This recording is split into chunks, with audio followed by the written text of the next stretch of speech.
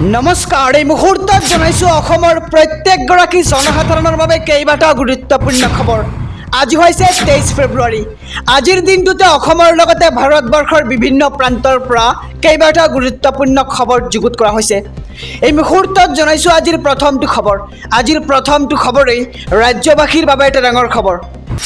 মুখ্যমন্ত্ৰী ডক্টৰ হিমন্ত বিশ্ব শৰ্মাৰ 5টা বৃহৎ ঘোষণা। ৰাজ্যৰ লাখ লাখ মহিলা ছাত্ৰীসকলৰ বাবে বৃহৎ ঘোষণা মুখ্যমন্ত্ৰীৰ। 3 লাখ মহিলাই লাভ কৰিব অৰুণোদয় আঁচনিৰ ধন। ৰেচন কাৰ্ড থাকিলেই লাভ কৰিব অৰুণোদয় আঁচনিৰ ধন। ৰেচন আৰু অৰুণোদয় লাভ কৰা লোকে পাব আন এক বিশেষ সুবিধা। প্ৰধানমন্ত্ৰী সুৰক্ষা যোজনাৰ অধীনত লাভ কৰিব স্বাস্থ্য বীমা। দুৰ্ঘটনা মৃত্যু বেমাৰ হ'লে লাভ কৰিব 2 লাখ টকাৰ এক আৰ্থিক অনুদান। আয়ুষ্মান কাৰ্ডৰ উপৰিও লাভ কৰিব অতিৰিক্ত 2 লাখ টকা আৰু স্বাস্থ্যৰ নামত মুঠ 7 লাখ টকা প্ৰদান কৰিব চৰকাৰে।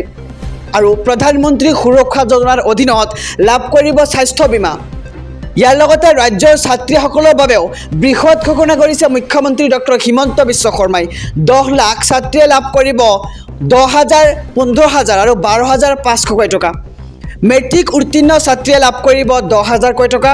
হায়াৰ ছেকেণ্ডাৰী উত্তীৰ্ণ ছাত্ৰীয়ে লাভ কৰিব 12,500 টকা। লগতে বিশ্ববিদ্যালয়ত অধ্যয়ন কৰা ছাত্ৰীয়ে লাভ কৰিব 15,000 টকা।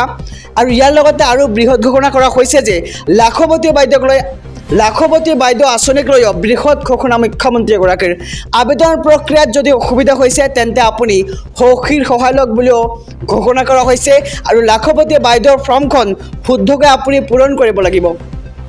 ইয়াৰ লগতে সুদখৰক লৈও মুখ্যমন্ত্ৰীয়ে কৰিছে এক ডাঙৰ ঘোষণা। অসমত সুদখৰ আৰু নাথাকে, পুলিচে লৈ যাব সকলো সুদখৰক। এতিয়ালৈ 200টা সুদখৰক পুলিচে লৈ আহিলে। আৰু আপোনাৰ অঞ্চলত যদি সুদখৰ আছে তেন্তে আপুনি এতিয়াই পুলিচক খবৰ দিয়ক। সুদখৰক লৈ এবাৰ পুনৰ কঠোৰ নিৰ্দেশ মুখ্যমন্ত্ৰীগৰাকীৰ। আৰু আমি সবিশেষ জনাইছোঁ যে কি 5টা ঘোষণা কৰিছে মুখ্যমন্ত্ৰী ডক্টৰ হিমন্ত বিশ্ব শৰ্মাই। ৰাজ্যৰ 20খন জিলালৈ বতৰ বিজ্ঞান কেন্দ্ৰৰ সতৰ্কবাণী। 20খন জিলাত প্ৰচণ্ড বৰষুণৰ সম্ভাৱনা। কোন জিলাত হ'ব এই বৰষুণ আহক সবিশেষ জানি লওঁ। দক্ষিণ শালমাৰা, ধুবুৰী, বৰপেটা, কামৰূপ, নলবাৰী, লগতে কামৰূপ মেট্ৰ', নগাঁও, মৰিগাঁও, হোজাই, লখিমপুৰ, যোৰহাট, মাজুলী, ধেমাজি, শিৱসাগৰ, চৰাইদেউ, ডিব্ৰুগড়, তিনিচুকীয়া, কৰিমগঞ্জ, কাছাৰ, হাইলাকান্দি। বৰষুণৰ মাজতে বজ্ৰপাতৰ সম্ভাৱনা। আৰু ইতিমধ্যে ৰাজ্যৰ কেইবাটাও প্ৰান্তত আৰম্ভ হৈছে বৰষুণ। ৰাজ্যৰ 20খন জিলালৈ বতৰ বিজ্ঞান কেন্দ্ৰৰ সতৰ্কবাণী। আৰু 20 জিলাত প্ৰচণ্ড বৰষুণ হোৱাৰ সম্ভাৱনা। আৰু কোন জিলাত হ'ব এই বৰষুণ আমি সবিশেষ জনাই গৈছোঁ। 29 ফেব্ৰুৱাৰী ডেডলাইন। 3rd গ্ৰেড আৰু 4th গ্ৰেড পৰীক্ষাৰ্থীৰ বাবে বিশেষ খবৰ। নতুনকৈ পঞ্জীয়ন কৰি লওক এমপ্লয়মেণ্ট এক্সচেঞ্জ। আৰু অনলাইন যোগে শীঘ্ৰেই আপডেট কৰি ল'বলৈ আহ্বান চৰকাৰৰ। এই মুহূৰ্তৰ খবৰ 3rd গ্ৰেড আৰু 4th গ্ৰেড পৰীক্ষাৰ্থীৰ বাবে যে আপুনি পলম নকৰি আজিয়েই কৰি লওক আপডেট। কিয়নো 29 ফেব্ৰুৱাৰী হৈছে ডেডলাইন। আৰু গ্ৰেড 3rd আৰু 4th পৰীক্ষাৰ্থীৰ বাবে বিশেষ খবৰ আহি পৰিছে। আমি খবৰটো আকৌ জনাবলৈ যত্ন কৰিছোঁ যে নতুনকৈ পঞ্জীয়ন কৰি লওক এমপ্লয়মেণ্ট এক্সচেঞ্জখন। আৰু অনলাইন যোগে শীঘ্ৰেই আপডেট কৰি ল'বলৈ আহ্বান চৰকাৰৰ। শিক্ষকসকলে আহিল নতুন নিৰ্দেশনা। 1 এপ্ৰিলৰ পৰা মানিব লাগিব এই নিয়মকেইটা। বাধ্যতামূলক হ'ব শিক্ষা সেতু পৰ্টেলৰ নিয়ম।